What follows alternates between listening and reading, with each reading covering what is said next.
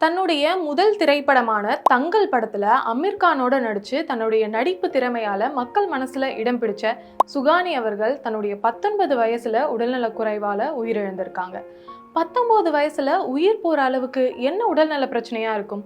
சுகானிக்கு 2 மாதங்களுக்கு முன்னாடி சருமத்துல சிவப்பு கலர்ல புள்ளிகள் ஏற்பட்டிருக்கு. அலர்ஜியா இருக்கும்னு நினைச்சு மருத்துவர்களை பார்த்து மருந்து எடுத்துட்டு இருந்திருக்காங்க. ஆனா அவங்களுக்கு அந்த மருந்துகள் எதுவுமே பயன் தரல. கை கால்கள்ல வீக்கம் மேலும் மேலும் அதிகமாயிருக்கு. இதை பார்த்து பயந்து போன அவங்களுடைய பெற்றோர் டெல்லியில இருக்கக்கூடிய எய்ம்ஸ் மருத்துவமனையில அனுமதிச்சிருக்காங்க. எய்ம்ஸ் மருத்துவமனையில அனுமதிச்சும் அவங்க உடல் நலத்துல எந்த வகையான முன்னேற்றமும் இல்லை. இது எல்லாத்தையும் தாண்டி அவங்களுடைய நுரையீரல் பாதிக்கப்பட்டு நுரையீரல்ல தண்ணீர் தேங்க ஆரம்பிச்சிருந்திருக்கு.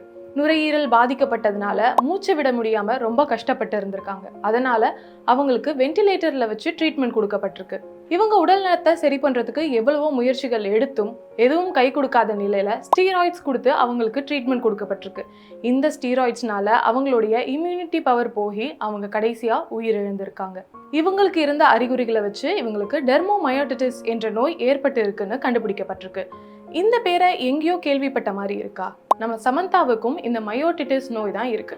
மயோட்டிட்டிஸ் என்ற நோய் ரொம்பவே ரேரானது. இது தசை வீக்கத்தை ஏற்படுத்தி உடல் சோர்வை ஏற்படுத்தி அதிகமாக லங்ஸ், ஹார்ட் மாதிரியான உறுப்புகளையும் பாதிக்குது.